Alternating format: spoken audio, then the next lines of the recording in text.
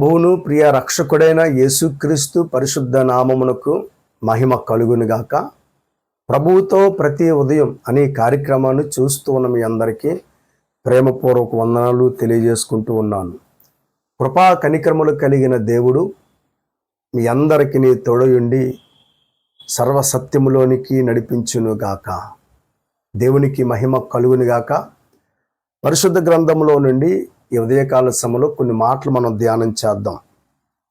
దేవుని ప్రియులారా, దేవుని కొరకు నీతి కలిగి జీవిస్తే ఆయన చేసేటువంటి మేలులు వారి జీవితంలో అధికంగా ఉంటాయి. దేవుని కొరకు నీతి కలిగి ఎవరైతే జీవిస్తారో వారికి దేవుడు ఇస్తున్నటువంటి వాగ్దానాలు కూడా అధికంగా ఉంటాయి. దేవుని కోసం నీతి కలిగి బ్రతుకుతున్న వారందరి జీవితాల్లో కూడా దేవుడు వారిని చూస్తూ ఉంటారు. నీతిమంతులను చూసే దేవుడు ఆయన ఏమాత్రము కూడా తన మీద ఆధారపడి ఆయన కొరకు నమ్మకంగా యథార్థంగా నీతి కలిగి ప్రవర్తిస్తున్న వారిని ఏమాత్రము కూడా ఆయన విడిచిపెట్టడు. మనము యథార్థంగా ఆయన కొరకు జీవించాలే కానీ ఆయన కనుదృష్టి ఎప్పుడూ ఆయన కొరకు నమ్మకంగా బ్రతుకుతున్న వారి మీద ఉంటుంది. పరిశుద్ధ గ్రంథంలో కొన్ని మాటలు మనం ధ్యానం చేసుకున్నట్లయితే యోబు గ్రంథం 36వ అధ్యాయం 7వ వాక్యం మనం చదువుకున్నట్లయితే, నీతిమంతులను ఆయన చూడకపోడు. చూసారా? నీతిమంతులను ఆయన ఎప్పుడు చూస్తూ ఉంటాడు. యథార్థ హృదయుల ఎడల ఆయన దృష్టిస్తాడు. ఆయన మీద ఆధారపడి ఆయనకి భయపడి నమ్మకంగా బ్రతుకుతున్న వారిని ఎప్పుడు కూడా ఆయన విడిచిపెట్టడు. నీతిమంతులను ఆయన హెచ్చింపజేసే దేవుడిగా ఉన్నాడు, వారిని గణపరిచేవాడుగా ఉన్నాడు. కనుక దేవుని కొరకు మనం జీవిస్తే, దేవుని ప్రియులారా, దేవుడు మన ఎడల చేసేటువంటి మేలులు ఎంతో గొప్ప మేలులు. పరిశుద్ధ గ్రంథంలో అనేకులు మనం చూస్తున్నాం. యోసేపు కావచ్చు, దానియేలు కావచ్చు, ఇలా అనేకులు, దావీదు కావచ్చు, దేవుని కోసం వారు నిలబడ్డారు. గొప్ప కార్యాలు వారు సాధించినట్లుగా, దేవుడు వారికి తోడుగా ఉన్నట్లుగా మనం చూస్తూ ఉన్నాం. దేవుని ప్రియులారా, యోబు గ్రంథంలో మనం చూసుకుంటున్నటువంటి మాటలు ఒకసారి మనం ధ్యానించినట్లయితే, నీతిమంతులను ఆయన చూడకపోడు, సింహాసనం మీద కూర్చుండు రాజులతో ఆయన వారిని నిత్యమును కూర్చుండబెట్టెను, వారు గణపరచబడుదురు. ఎంత అద్భుతమైన మాటలు కదివి. సింహాసనం మీద కూర్చుండు రాజులతో వారిని నిత్యము కూర్చుండబెట్టే దేవుడైన యోసేపు యొక్క జీవితంలో దేవుని బిడ్డలారా నీతి కలిగి ప్రవర్తించాడు.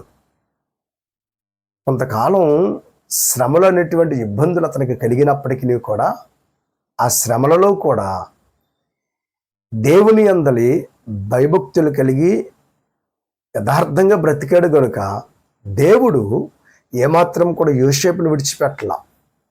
అండి, రాజు సింహాసనం దగ్గరే మరి ఈ యొక్క యోసేపుకు కూడా దేవుడు సింహాసనాన్ని ఏర్పాటు చేస్తున్నట్లుగా మనం చూస్తూ ఉన్నాం.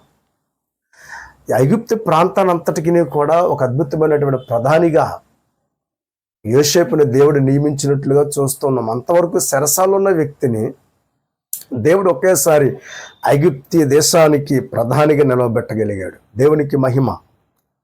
కనుక దేవుని ప్రియులారా, సింహాసనం మీద కూర్చుండు రాజులతో ఆయన వారిని నిత్యమును కూర్చుండబెడతాడు. దానియేలు యొక్క జీవితంలో కూడా అదే జరిగింది కదా. సంస్థానాధిపతి ఆ రాష్ట్రంలో పనిచేస్తున్న వారు అందరికంటే ఒక అద్భుతమైనటువంటి హోదా దేవుడు దానియేలుకి ఇచ్చినట్లుగా వాక్యంలో మనం చూస్తూ ఉన్నాం. కనుక దేవుని ప్రియులారా, దేవుని కొరకు నీతి కలిగి జీవించే వారిని ఎప్పుడు విడిచిపెట్టడం. వారిని చూస్తారు కనుక వారిని ఆయన హెచ్చిస్తాడు. రెండోది, వారికి ఘనత కలిగినట్లుగా దేవుని వాక్యంలో మనం చూస్తూ ఉన్నాం, ఘనతనిస్తాడు. కనుక ఈరోజు మనం హెచ్చించబడాలన్నా, గొప్ప ఘనత మన జీవితానికి రావాలన్నా, దేవుని ప్రియులారా, మరి ఆయనకి భయపడి ఆయన యందు విశ్వాసం ఉంచి యథార్థంగా బ్రతికిన వారిని ఆయన ఎప్పుడు విడిచిపెట్టరు. వాక్యంలో రాయబడింది కదా, యథార్థంగా ప్రవర్తించే వారికి ఏ మేలును చేయక మానుడు అని. కనుక నీతి కలిగి దేవుని కోసం నిలబడే వారిని ఇప్పుడు దేవుడు చూస్తాడు. వాక్యంలో మనం ఆయన మనల్ని చూస్తాడు. యథార్థంగా ఎవరైతే ప్రవర్తిస్తున్నారో, మరి ఆయన నీతిని అనుసరించి ఎవరైతే నడిపించబడుతున్నారో, ఎవరైతే ఆయన యందు విశ్వాసం ఉంచి అడుగులు వేస్తూ ఉన్నారో, ఆయన కోసం శ్రమలైనా, ఇబ్బందులైనా, ఇరుకులైనా మరి ఆయన కోసం ఎవరైతే నిలవబడి అడుగులు వేస్తూ ఉన్నారో, ఎప్పుడు కూడా అలాంటి వారిని ప్రభు విడిచిపెట్టరు. శ్రమలు వస్తున్నాయి, ఇబ్బందులు వస్తున్నాయి, ఇరుకులు వస్తున్నాయి అని చెప్పేసి ప్రభువుని విడిచిపెట్టి, నీతిని విడిచిపెట్టి లోకంలో కలిసిపోతే ఎలా? శ్రమలు వచ్చినా, ఇబ్బందులు వచ్చినా, ప్రతికూలకరమైనటువంటి పరిస్థితులు ఎదురైనప్పటికీ కూడా ఈ ప్రతికూలతలన్నిటిలో నుండి గొప్ప విజయాన్ని ఇవ్వగలిగినటువంటి దేవుడే కదా మన దేవుడు. కనుక అట్టి దేవుని యందుల అపారమైన విశ్వాసం నుంచి మనం నిలవబడగలిగితే, మనల్ని అవమానపరిచే వారందరూ ఎదుట ఆయన మనల్ని గణపరుస్తారు. మనల్ని ఎవరైతే అదో పాతాళానికి తొక్కేయాలని ఆలోచన కలిగి ఉన్నారో వారందరి ఎదుటినే దేవుడు మనల్ని నిలవబెడతాడు. దేవుని ప్రియులారా, మొర్దెకై యొక్క జీవితంలో హామాను ఎలాగైనా సరే మొర్దెకైని, యోధా జాతిని అంతటినీ కూడా హతమార్చాలనుకున్నాడు. కానీ మరి శాసనాలన్నీ కూడా దేవుడు త్రిప్పుకొట్టాడు. గల కారణం మొర్దెకై యొక్క ప్రార్థన, తన ప్రజలు చేసినటువంటి ప్రార్థన, భక్తి భావాలతో శ్రమల్లో కూడా విశ్వాసాన్ని విడిచిపెట్టకుండా నమ్మకంగా వారు చేసిన ప్రార్థనలు దేవుడు త్రోసివేయలేదు. మరి మొర్దెకైని నాశనం చేయాలనుకున్నాడు. కానీ అదే మొర్దెకైని హామాను ద్వారా దేవుడు ఏం చేశాడంటే మరి హెచ్చించినట్లుగా, లేదా మనకున్నటువంటి రాజు ద్వారా, అర్థహస్త రాజు ద్వారా మరి మొర్దెకైని ప్రభు హెచ్చించినట్లుగా చూస్తున్నాం. హామాను యొక్క ముఖం కాస్త ఏమైపోయిందంటే మారిపోయింది. గల కారణం ఏంటంటే, నేను తొక్కేయాలనుకున్నాను, నేను అతన్ని పాడు చేయాలి, నాశనం చేయాలి, అదో పాత్రలకు తొక్కేయాలనుకున్నాను, కానీ నా వల్ల కాలేదు. ఇది ఎలా సాధ్యం? అర్థం కాని పరిస్థితిలో అతడు ఆలోచన చేస్తూ ఉంటే తనతో ఉన్న స్నేహితులు అంటారు, నువ్వు ఎవరితో పెట్టుకున్నావో తెలుసా? సర్వాధికారి అని దేవుని బిడ్డలు యూదులతో నువ్వు పెట్టుకున్నావు కనుక నీ కార్యాలన్నీ కూడా, నీ చర్యలన్నీ కూడా ఏమాత్రము కూడా సఫలపరచబడవు, సమస్తము కూడా విఫలపరచబడుతుందని వారి కుటుంబ సభ్యులే హామానుకు వార్నింగ్ ఇస్తూ ఉన్నట్లుగా చూస్తూ ఉన్నాం. అవును, దేవుడు ఒక్కసారి మనల్ని హెచ్చించాలని ఆశపడ్డా, ఒకసారి మనల్ని హెచ్చిస్తూ ఉన్నాడా, ఇక మనల్ని ఎవరూ కూడా కింద పడగొట్టలేరు. ఎవరి వల్ల సాధ్యం కాదు. ఒకవేళ నీ పేరు రాకుండా ఎంత నిన్ను తొక్కేయాలనుకున్నా, మరి ఆయన నిన్ను హెచ్చించాలనుకున్నప్పుడు ఎంతమంది ఎన్ని రకాలుగా నిన్ను అడ్డుకున్నా సరే ఏమాత్రం కూడా నీ విజయాన్ని వారు ఆపలేరు, నీ గొప్పతనాన్ని వారు ఏమాత్రం కూడా ఆపలేరు. కనుక దేవుని ప్రియులారా, మరి అలాంటి కృప దేవుడు ఇస్తాడు. ఎప్పుడంటే ఆయన మీద నమ్మకం ఉంచి ఆయన కొరకు నీతి కలిగి నిజాయితీగా బ్రతికిన వారికి. శ్రమల్లో దేవుడు వారిని విడిచిపెట్టారా? మొర్దెకైని విడిచిపెట్టలా. తన ప్రజలందరినీ దేవుడు గొప్పవాడిగా నిలబెట్టినట్లుగా చూస్తున్నాం. కనుక ఈ ఉదయకాల సమయంలో దేవుని ప్రియులారా, మరి నీతిమంతుల ప్రార్థనల్ని ఆయన త్రోసివేయడు, వారి మొర్రని ఆయన విడిచిపెట్టడు. తప్పనిసరిగా ప్రార్థన వింటాడు, వారిని చూస్తాడు ఆయన. కనుక మన దేవుని యొక్క గొప్పతనం అది. ఆయన ఏమాత్రం తన పిల్లల్ని, తన వారిని విడిచిపెట్టేవాడు కాదు. కనుక ఈ ఉదయకాల సమయంలో దేవుని ప్రియులారా, హెచ్చించేవాడు ఆయనే, గణపరిచేవాడు ఆయనే.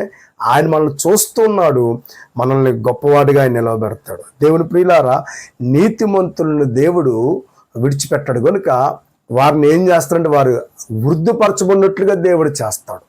పరిశుద్ధ గ్రంథంలో చూసుకున్నట్లయితే 92వ కీర్తన 12వ వాక్యంలో రాయబడింది, నీతిమంతులు ఖర్జూరపు వృక్షము వలె మువ్వవీయుదురు, లెబానోను మీద దేవదారు వృక్షము వలె వారు ఎదుగుదురు.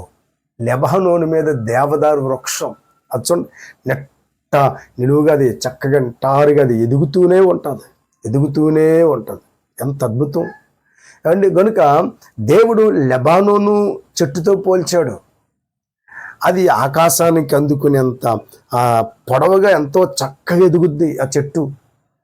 అలాగే అక్కడ మనం చూస్తూ ఉన్నాం, ఖర్జూరపు చెట్టు వలె నీతిమంతుడు ఎప్పుడు ఆధ్యాత్మికమైనటువంటి విషయాలు ఎప్పుడు ఎలా ఉంటాడంటే ఫలిస్తూనే ఉంటాడు, అతను ఎదుగుతూనే ఉంటాడు. అతని ఎదుగుదల కానీ అతని ఫలానికి ఎవరు కూడా, అతను ఫలించే తత్వానికి ఎవరు కూడా కొట్టివేయలేడు. ఎందువలంటే నీతిమంతులను దేవుడు ఆ రీతిగా అభివృద్ధి పరిచేది ఆయనే కదా. కనుక దేవుని ప్రియులారా, నీతిమంతులు ఖర్జూరపు వృక్షం వలె వాళ్ళు ఎప్పుడు మువ్వ వేస్తారు, వారు ఎప్పుడు అభివృద్ధి పరచబడతారు, వారు ఎప్పుడు చిగురిస్తూ ఉంటారు. వారి జీవితం ఎప్పుడు ఆనందాన్ని, వారి జీవితంలో ఎప్పుడూ కూడా ప్రతికూలతలు ఎదురైనప్పటికీ కూడా ఏమాత్రము కూడా వారి గిడసబారిపోయే చెట్టు వల్లే ఉండరట. నానాటికి వారు చిగురిస్తూనే ఉంటారు. దేవునికి మహిమ.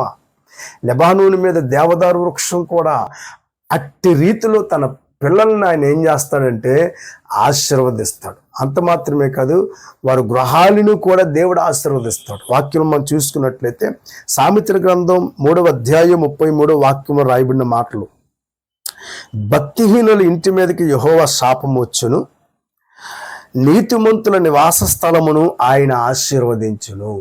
నీతిమంతుల నివాస స్థలం, ఎందువల్ల నీతిమంతుని ఇంటిలో రక్షణను గూర్చిన సునాదము వినపడుతుంది కనుక, నీతిమంతుని ఇంటిలో ప్రార్థన ఉంటుంది కనుక, నీతిమంతుని ఇంటిలో దేవుని వాక్యం ఉంటుంది కనుక ఆ గృహాలన్నీ కూడా ఏమవుతాయంటే ఆశీర్వదించబడతాయి. దేవుని ప్రియులారా, కనుక ఆ నీతి మన ప్రభువైన యేసుక్రీస్తే. కనుక నీతి అయినటువంటి మన ప్రభువుని అనుసరిస్తూ ఆయన శాసనాలకి, ఆయన ఆజ్ఞలకి మనము లోబడి, మనం ఆయన ఆజ్ఞలను, శాసనాలను మనం అనుసరిస్తూ ముందుకు సాగిపోతూ ఉన్నప్పుడు మన జీవితంలో దేవుడు గొప్ప కార్యాలు చేస్తాడు. కనుక ఈ ఉదయకాల సమయంలో జీవితంలో దేవుడు అధికమైనటువంటి మేలుల చేత నింపుతాడు. మరి ఆయన ఇస్తున్నటువంటి మేలులు పొందుకుంటావా? ఆయన ఇచ్చే మేలు నీకు అవసరం, మనకెంతైనా అవసరం. అలాంటి మేలులు మనకు కావాలంటే దేవుని కొరకు నీతి కలిగి జీవిందాం. కనుక దేవుని కోసం అడుగులు వేద్దాం. ప్రభు కృపలో ఆయన రాజ్య వ్యాప్తి కోసం ఈ లోకంలో శ్రమిందాం. పరలోకాన్ని దేవుడు మనకి ఇవ్వబోతూ ఉన్నాడు. ఆ పరలోకపు ఆనందాన్ని, సంతోషాన్ని మనం అందరం పొందుకుందాం. కనుక అట్టి కృప దేవుడు మనకు అనుగ్రహించినట్లుగా ఈ ఉదయకాల సమయంలో సంపూర్ణమైనటువంటి విశ్వాసంతో ప్రభు కోసం అడుగులు వేద్దాం. దేవుడు అట్టి ధన్యకరమైనటువంటి జీవితాన్ని మనకు అనుగ్రహించునుగాక. ప్రార్థన. కనికర సంపన్నుడును ప్రేమ కలిగిన దేవా, మా ఆధ్యాత్మికమైనటువంటి జీవితంలో నీతి కలిగి మేము ప్రవర్తించినట్లుగా సహాయం దయచేయండి. అవును ప్రభా, మా ఆధ్యాత్మికమైన జీవితంలో యథార్థంగా మీ కొరకు ముందుకు సాగితే మా జీవితంలో అధికమైన మేలులు చేస్తూ హెచ్చిస్తూ మా పట్ల నీ కనుదృష్టి నిలిపి మేము వర్ధిల్లున్నట్లుగా, మా కుటుంబాలు ఆశీర్వదించినట్లుగా చేస్తారు. కనుక ఆ రీతిగా నీ యందలి విశ్వాసం ఇచ్చి మీ కొరకు నమ్మకంగా మేము బ్రతకడానికి సహాయం చేయమని ప్రార్థిస్తూ కార్యక్రమాన్ని చూస్తున్న వారిని అందరినీ ఆశీర్వదించండి. యేసు నామం ద్వారా ప్రార్థన అడుగుచున్నాము తండ్రి. ఆమెన్. దేవుడు మిమ్మల్ని దీవించును గాక. ఆమెన్.